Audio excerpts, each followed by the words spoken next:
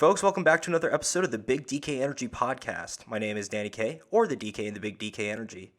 And recently, I was at the movies, and I had such a great time. And speaking of movies, today's guest is in the world of that. Having joined Millennium Media in 2011, he's worked on over 50-plus films during his tenure, including the Expendables Series, Olympus Has Fallen, London Has Fallen, Angel Has Fallen, and The Hitman's Bodyguard. After meeting him, I decided that I definitely wanted to bring him on the show, so I think all of you are in for a treat. So without further ado, please help me in welcoming today's guest, the Co-President of Millennium Media, Mr. Jonathan Younger. Hi there. Thanks for having me. How's it going?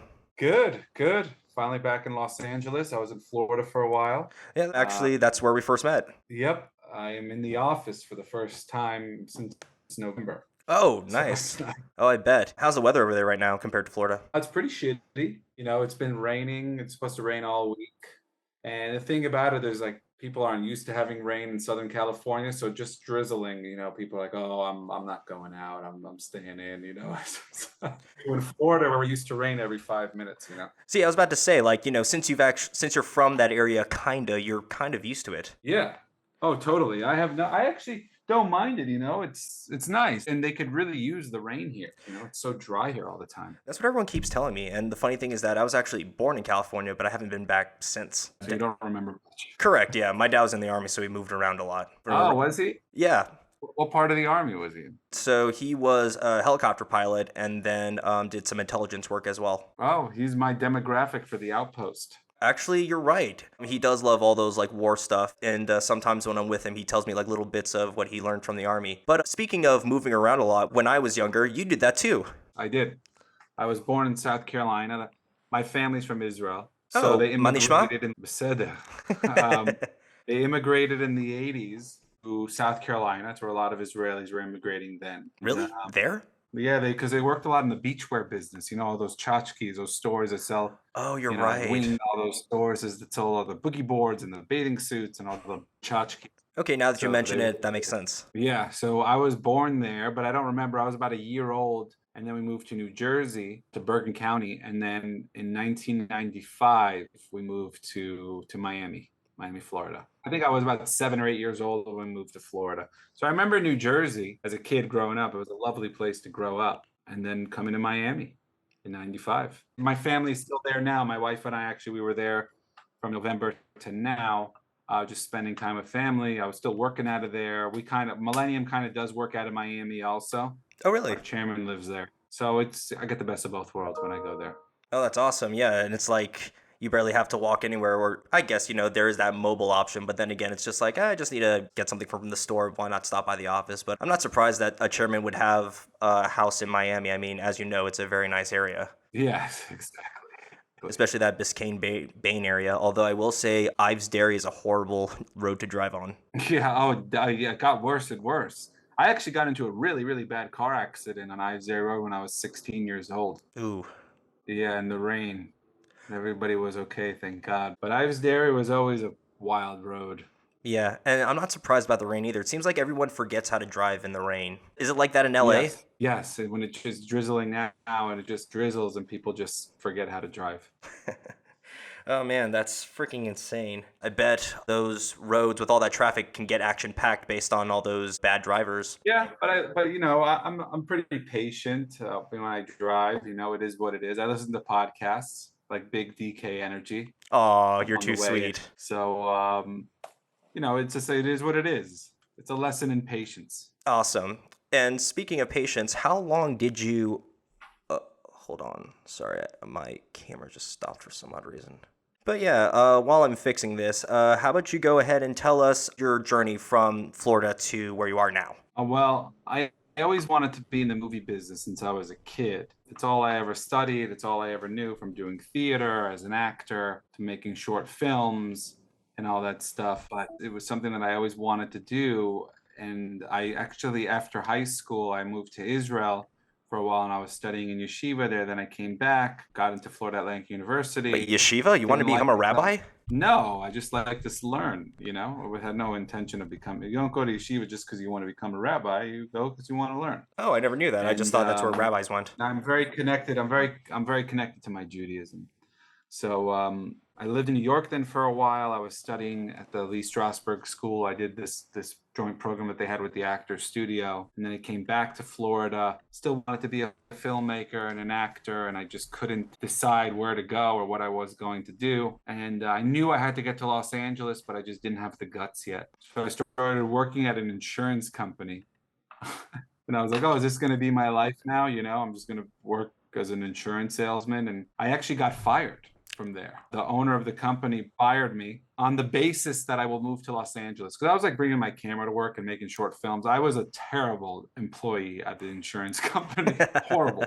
And they fired me, rightfully so. And so, but it was on the condition that I moved to Los Angeles. And so she gave me a check. And 3 weeks later, I packed my stuff up in a car and just drove out west. And the rest is history. Got to Los Angeles. I didn't know anyone. My first few months, I booked a commercial as an actor, a Pizza Hut commercial, which I think is on YouTube somewhere if you type my name in. Is it true that you can't out Pizza the Hut? Yes, you can't out Pizza the Hut. So yeah, so basically, I lived in LA, and then I didn't know I was going. And then I got connected with Avi Lerner via my partner today, my partner Jeffrey Greenstein, and he was looking for an assistant, and that was about 12 and a half years ago. And I stayed with Millennium, and today Jeffrey and I run the company. Look at that. Wow. We kind of rebuilt the slate, and we're working on a lot of stuff between our franchises and new things. This Friday, we have a movie coming out January 13th called The Offering. Yes, I saw that. Film set in the Hasidic Jewish community. Or at least I saw about it. Yeah. And I actually have a screening tonight where I'm doing a Q&A tonight and tomorrow night. And, we'll see what it does. We'll see how well it does. And we're shooting another movie right now called Dirty Angels. And this movie Subservience with Megan Fox, which is like an ex machina meets the hand that rocks the cradle. Ooh. So we're moving and grooving, man. Sounds like it. Wow. From being fired from your insurance job to co-president. I also lived in my car when I first moved to LA too. Well, look at where you are now, man. You're in such a great position, and based on the story that you just said, it's all well deserved. Yeah, I hope so. I hope it lasts. We'll see. I'm very, very grateful. Based on the movies that you put out, we're grateful that you were with them because, some of the movies that, you worked on during your time while there have been some of my favorites. They're not like, for me, Oscar candidates, but, I just love to like watch them, when I need a good adrenaline boost. Sure. A lot of high octane. Yeah. So what is it like working with like high octane movies like that? It's great. I mean, look, you're dealing with a lot of personalities, these older action stars and actors. So basically you're putting them in the position and the director in a position where you can empower them the most so they can go off and make their movie. But it's really fun. People love it and they sell really well. And we're at this point where we're taking these movies and parlaying the IP into television shows and location-based entertainment and things like that to let the franchises live on. We have a new Expendables coming out in September, Expendables 4. It was really fun. Yes, we do. You heard it here. The movie's in post right now, and it's great. It's going to be a lot of fun. And we're working on a couple of other ones, a couple of our other franchises. I mean, I think in the works, we have a new Rambo in the works. A fifth one? And then we're building new ones. A third Rambo, a sixth one. Okay, no, you're right, actually, because I was looking at the Rambo lineage, and I remember seeing the fourth movie, just labeled Rambo, and so I was like, is this considered Rambo 4, or is it just called Rambo? They just called it Rambo, and then the other one, the last one, the one we did before was called Rambo Last Blood. I actually just saw that 2 weeks ago. Oh, you did? Mm-hmm. Yeah, exactly. Because script that one, that whole stuff, all that stuff in the caves. We shot Rambo at the same time we shot The Outpost, so I was going from set to set. Oh, what was that like? Hopefully it wasn't like, 10 minutes in between sets or anything like that, or was it? No, I mean, there was like an hour between, but I stayed mostly on The Outpost. We divided and conquer. My partner was on Rambo Last Blood because I was also one of the main actors in The Outpost, so I had to stick around. And The Outpost was my baby, so I wanted to be around for that. And in my opinion, it's the most important movie I ever made. So especially what it's done for people. And awareness. So I was going to ask, did you have to do any military training before going into that film? Yeah. How long did that take? Boot camp. How long did that take? A few weeks. We put all the actors through it. We brought these guys, this guy Jericho Denman and Ray Mendoza. They were our technical advisors, and they put the guys through boot camp, and they're great. Ray was a SEAL for 16 years. Jericho was a Ranger for 20 years. Great guys. They whipped our actors into shape. And not just that, they created this kind of like team mentality, this brotherhood mentality that You can't fake that. So we had them sleeping together, training together, eating together, so that they were constantly together and they took care of each other like a real team. Oh, that's beautiful. And it was one of those movies where everything came together right. And, all we cared about when we were shooting is to do right by the Gold Star families in the fallen. And we did. That's a beautiful sentiment. And actually, since my father was in the military, I remember him, I believe it was one Veterans Day. He took us to Arlington National Cemetery and took us to the Tomb of the Unknown Soldier. And so just seeing that it's a beautiful memorial to those who were never Yeah. identified.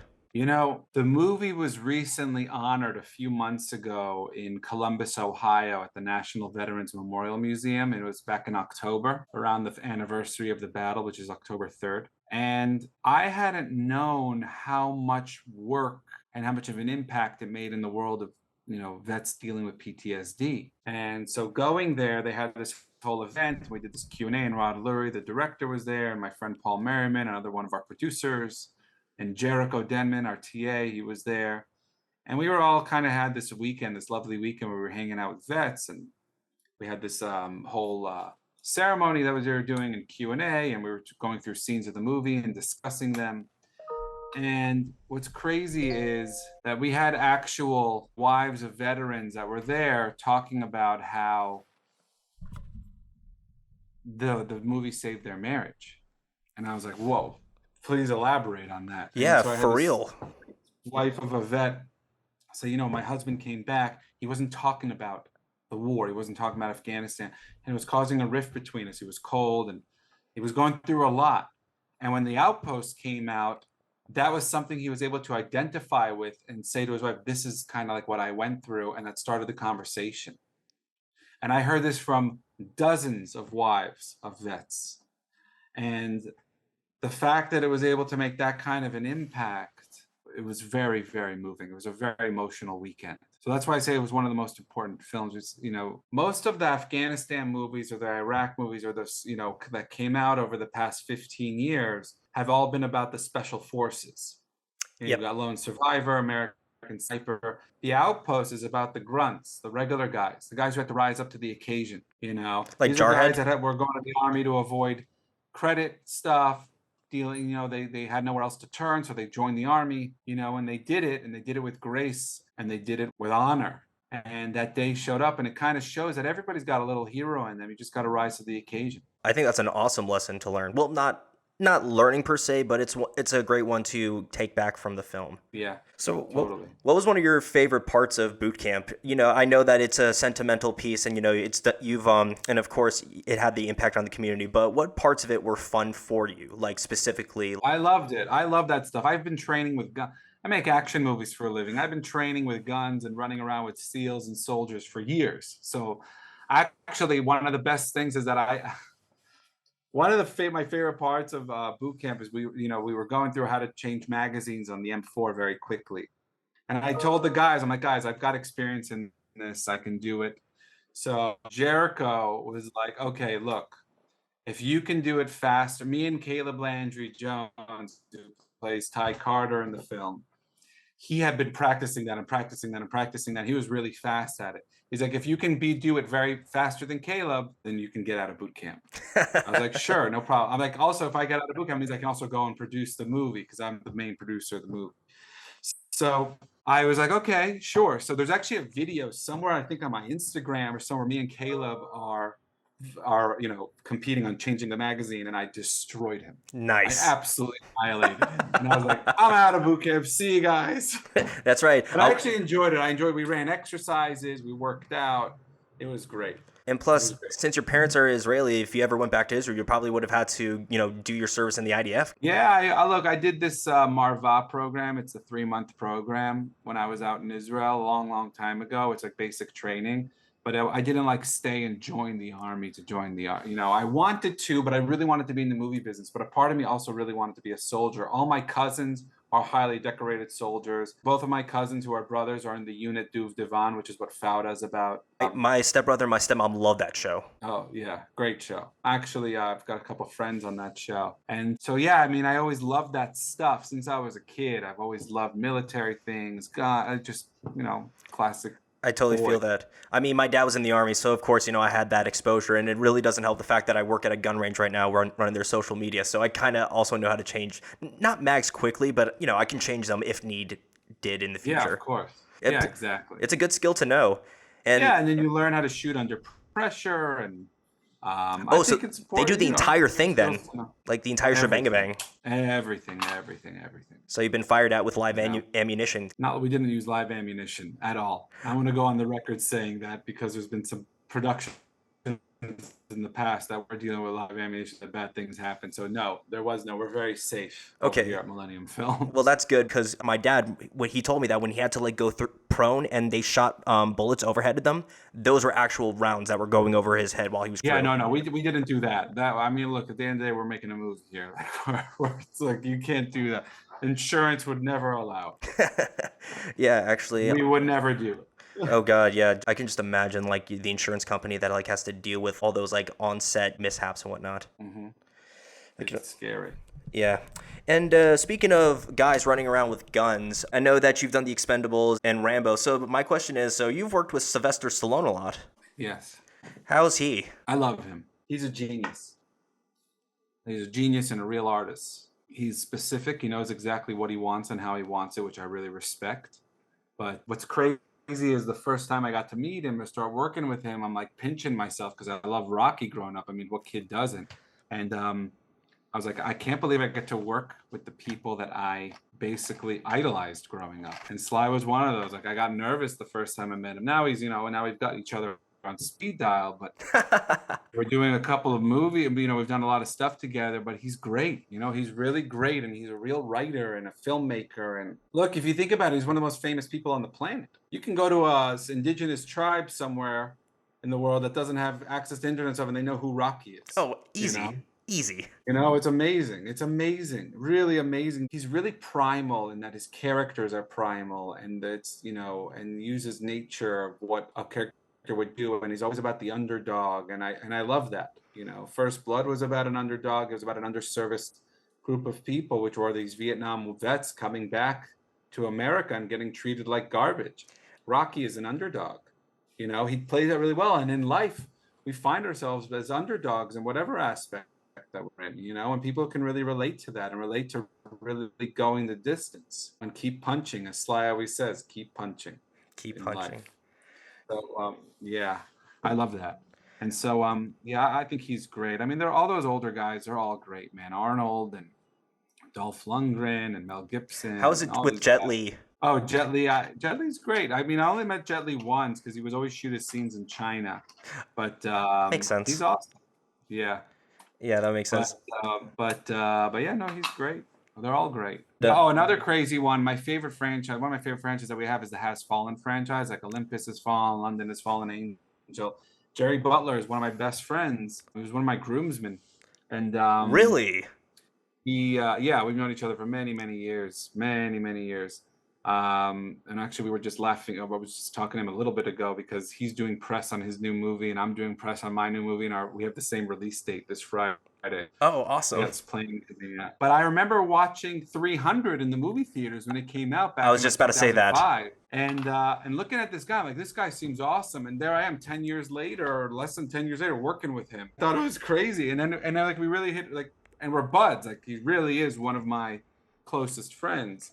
And that's kind of surreal and nuts, but it's the world I live in now. What can I say, Man, those are all such cool stories because as soon as you said Jerry Butler, I'm like, the first thing that came into my mind was when my dad brought me in sixth grade. He let me skip school that day and we went to go see 300. And I remember one of the sex scenes came up and he looked at me and he goes, "Are you all right?" And I go, "Yeah, Dad, we're cool." It was just one of those moments.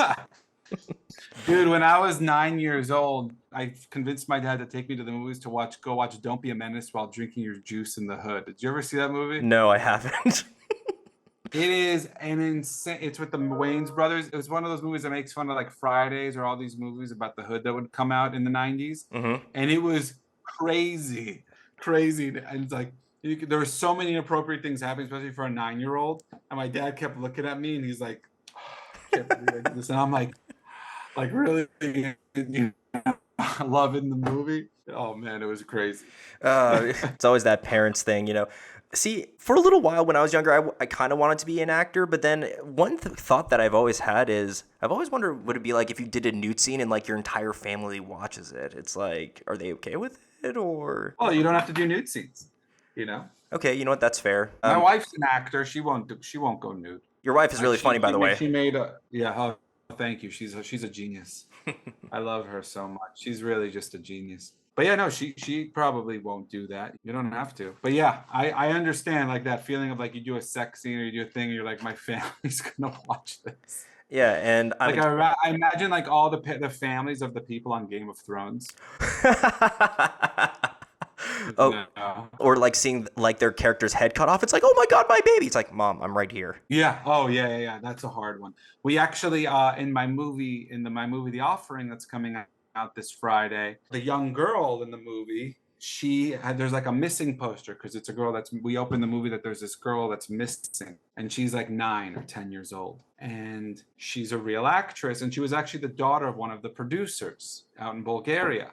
And so we had these missing posters made of her and we put one on our office and the mom came into the offices and she saw that and she yelled at all of us. She's like, that is not even funny. That is not even a thing. I don't want this out past the movie. And so we had to take it all down. It's just like, well, that's how you know you did a good job. You see your kid. Yeah, you see your kid's face on a missing poster. And I get it. I'm like, but it's the character. It's a character. She's like, well, she just wasn't having it. And I don't blame her, you know. But the mom clearly, she didn't want to watch a movie. And I don't blame her. Yeah, exactly. I mean, you know, it's kind of like King Joffrey being such a little prick in the show that in real life, he's like, yeah, I don't know if I want to go back. He quit acting because of that. Did he really? Yeah, he quit acting. Apparently, he's like becoming a teacher last time I saw. But yeah, people kept giving him shit for King Joffrey. Wow. Yeah, that's how you know you did a good job. Yeah, that's great. That's great. Yeah, absolutely. So we've already found so much about you, but I kind of want to go into my favorite part of any Big DK Energy episode, which is the bonus question round. It's 10 questions that I pre-wrote, but you do not know about them. However, they are appropriate enough where you will still remain co-president. Is that fair? Okay, go for it. Excellent. So with that being said, question number 1. You're starring in your dream role. What is it, and what is the movie about? Oh, and name 4 other cast members. Oh, my dream role. It'd probably be another war film. But I always wanted to do a movie about the Palmach, the first army in Israel. Okay, got it. Wasn't Dr. Ruth a sniper for them? Who? Dr. Ruth, the sex doctor. I don't know if it was for the IDF directly, but like Dr. Ruth Westheimer, one of the most famous sex doctors, she was apparently a scout sniper for the... Oh, wait, I think it was for the Haganah. Never mind. Yeah, Haganah. I'm talking about the Haganah, the Palmach, yeah, in 48. But yeah, I think so. That's pretty crazy. I mean, there was a lot of women fighting. But I would love to do that story and play my grandfather. You know, I think my grandfather was in Auschwitz. Then once the war ended and they were liberated, he went to Israel and he was 17. And he fought in the Palmach and he was captured as a prisoner of war by Jordan from 1948 to 1951. And after that was one of the people that built the country. And so I always wanted to do that and play him and make a story about that, about this perseverance, what these people went through. As far as my co-stars, I don't know. Probably some people from the cast of Fauda, like for a story like that. My favorite actor that I'd ever want to work with in my whole life is Tom Hanks. Good choice. I love Tom Hanks. I know his wife Rita really well. She sang the song on the Outpost, but Forrest Gump was my favorite movie of all time until The Fabelmans came out. When I was born, my first date that my parents went on was to go see Forrest Gump. And so since he was still at the Army at the time, you know, the part where he flies into Nam, everybody got rowdy. Oh, wow. Honestly, now that I think about it, Natalie Portman would also be good in that movie because isn't she Israeli? Yeah, she's Israeli. She'd be good. I know she's Jewish, but, you know, but her last name is Herzog, if I'm not mistaken, correct? I think so. Dude, your grandpa's a badass. I would 100% watch that story, honestly. So, you know, when you have that movie coming out, you can come back on the show and promote that. How about that? Thank you. Awesome. Thank you. Question number 2. What's a movie that you associate with a good memory for you? Hook. Really? Yeah. I remember going to see that movie in the theaters with my brother and my dad when I was a kid in Jersey. And I loved it so much that when I went home, movies for me are magical. I'm a cinephile, so I love movies. I get lost in movies. I would watch them, rewind them, and watch them again. And I wanted to know how to make them, and I wanted to know how to live in them, and I wanted real life to be movies. That's where my love for it comes. I love expressing myself in that medium. I love that art. The art also tears me apart at the same time because I've got a story that I really, really want to tell, and sometimes it's you got to get it out. Movies help me get through rough times, great times, heartbreaks, like so many aspects of my life. And so Hook was a beautiful memory because I remember going with my dad and brother to watch it in like the $5 cinema near Jersey in Washington Township. And when I got home, I immediately went to the basement to go play Hook, like to go play Imagination and go play Hook.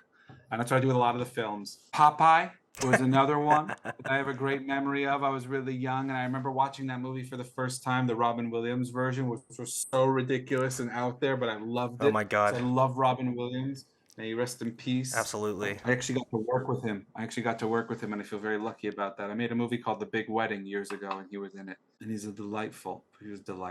And I remember in Popeye, so he drinks the Of spinach. course. So what I did was I remember my mom this like steamed kind of spinach or like saute whatever spinach thing, and I would put it in like a yogurt thing and cover it. And when we would go to the public pool, I would squeeze it open and drink it, and drink it thinking that I got the powers and swim. And I was gonna say, did your arms great get like memories, super man. big, like all of a sudden? In my imagination, they did.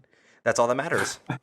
Oh, and Home Alone. Hopefully you didn't I have have great to. memories from Home Alone. Okay, I was about to say you didn't have I to do like. I that. used to have the map. I used to try to set all the booby traps in my house growing up. I got in a lot of trouble for it. I was about to say your parents must have loved that. Oh yeah, they were. I did. They didn't. What was the best one that you got them with? The best one. Oh, it was really fucked up. I got them with the cars, the little Hot Wheel cars on the floor. Oh no. They didn't fall. My mom didn't fall, but she stepped on one and she got really angry. you know. Oh man, I'm sure that must have been fun. Dumb and Dumber was another one. Dumb and Dumber because when we were moving from Jersey to Florida, one of the things me and my father did was he rented a budget truck, and I was like 9, and we drove down to Florida with all this stuff, but we talked about Dumb and Dumber the entire way. This is like in 95, 96 when the movie just came out. And we talked about it the entire time because I'd seen it so many times. We were laughing the entire time. The first thing we did when we got to Florida, before even driving this truck home, is we stopped at a video store to buy the VHS and then brought it home to watch it. So it was just like, it reminds me of a really nice time with my father. That's beautiful. And hearing VHS, I'm thinking, did you guys go to Blockbuster or something like that? I think so. I think it was Blockbuster or another store, another just mom and pop video shop. Hopefully you guys didn't do the most annoying sound in the world the entire time. Yeah, it must have. So, that being said, question number 3. You are living in your favorite movie's universe. What is it, and what is your role in that universe? Middle Earth, and I'm Aragon. Great answer. You know what? That is the best answer anyone could give. I will give 1,000% stamp of approval. Thank you. I'm kind of weird in this way, but I want to take a Lord of the Rings tour of New Zealand because I want to see where everything was filmed. Yeah, me too. Me too. You can go do that tour, actually. And I think one of the nights you can actually stay in like Hobbiton. Yeah, at the Shire. The Shire just looks very peaceful, but at the same time, at some point in the story of Middle Earth, orcs did invade the Shire, so they somehow beat them back, which is awesome. But being short and stubby, I didn't expect much out of them. Anyway, number 4, you're creating your dream festival, and it's benefiting a charity of your choice. Name 8 headliners and the charity that's being benefited. First off, the charity that's being benefited is Vet Focused, helping veterans. And the headliners are Red Hot Chili Peppers. Excellent. Can they be dead people too, or Yes. people are just still alive? No, Okay, dead too. Dead too. Red Hot Chili Peppers, Johnny Cash.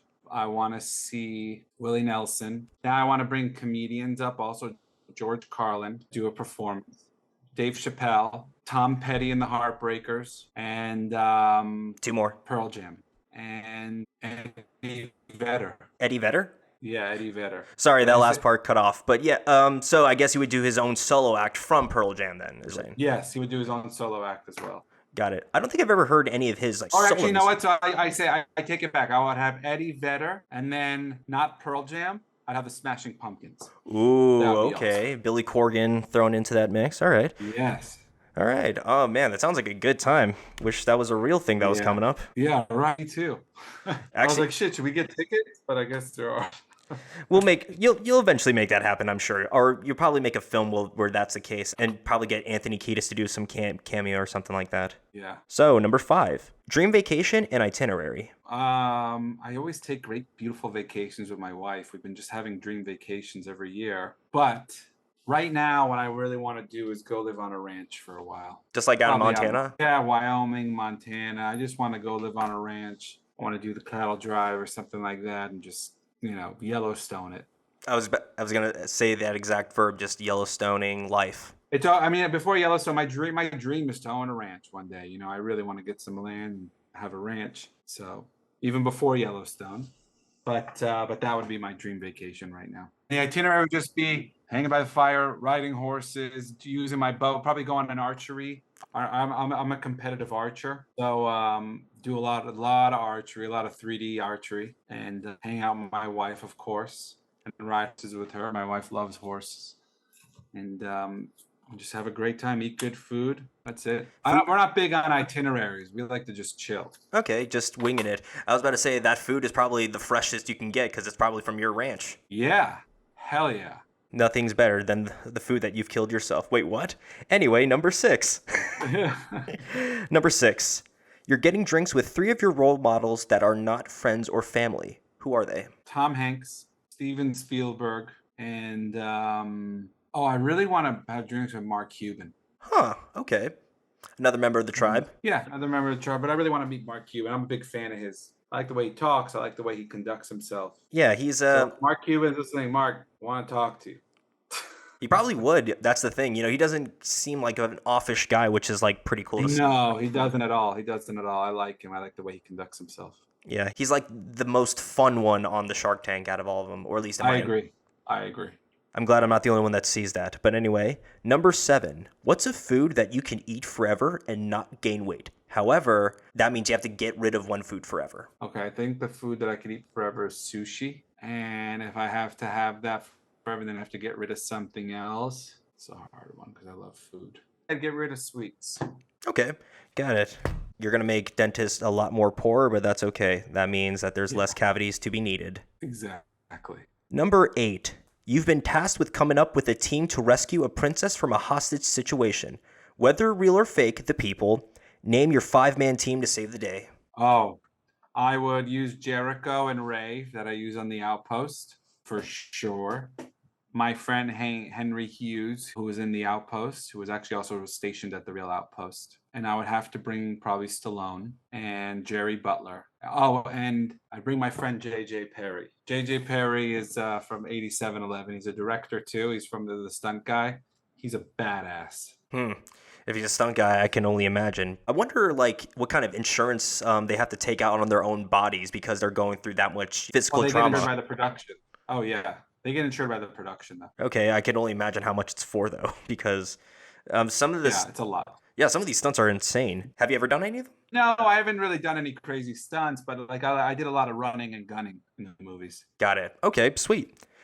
Number 9. What is one of your favorite places on the planet? Interlaken, Switzerland. Why is that? It reminds me of Middle Earth.